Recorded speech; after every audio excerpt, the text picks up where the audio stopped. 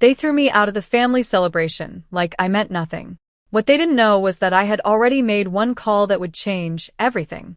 I was standing by the window when it happened, glasses raised, conversations humming, the whole room frozen in that strange second before a moment turns ugly.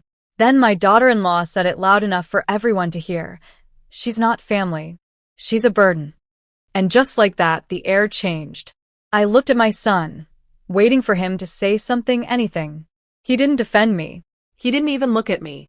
Then the comments started. A laugh from one corner, a smirk from another.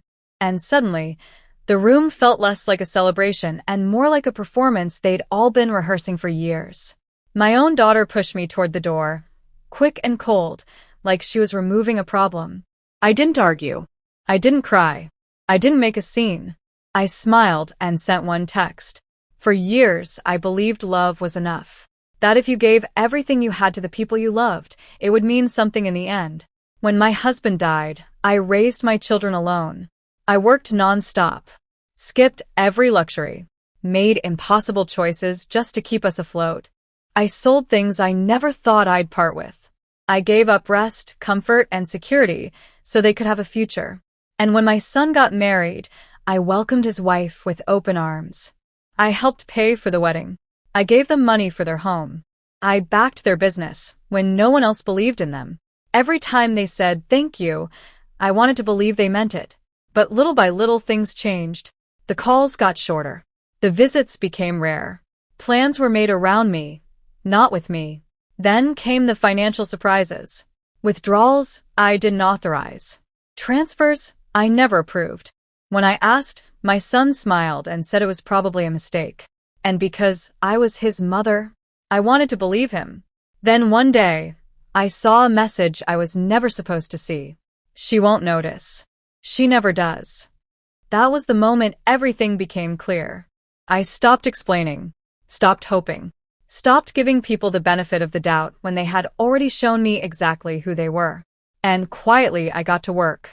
I called my lawyer, the same one who helped me years ago after my husband passed. We reviewed everything: the house, the business agreements, the loans, the legal protections they had completely forgotten about. Then I called my accountant, then the bank, then the people behind the scenes, the ones they didn't know were still paying attention. I didn't confront anyone. I prepared. That family dinner? That was their victory lap. They thought I was weak, dependent, finished. They thought pushing me out was the final chapter. It wasn't.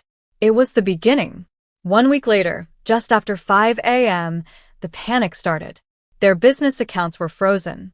The house was no longer protecting their debt. The trust had shifted back to its original terms.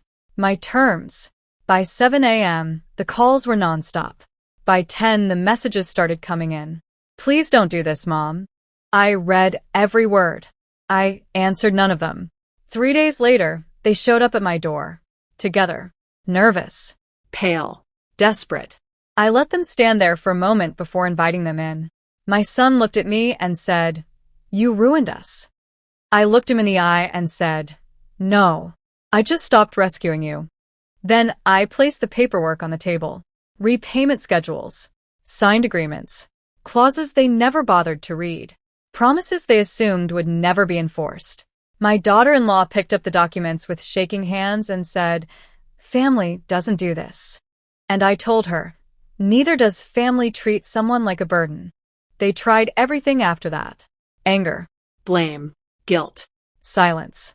But none of it worked. Because for the first time, I wasn't trying to win their love. I was protecting my peace.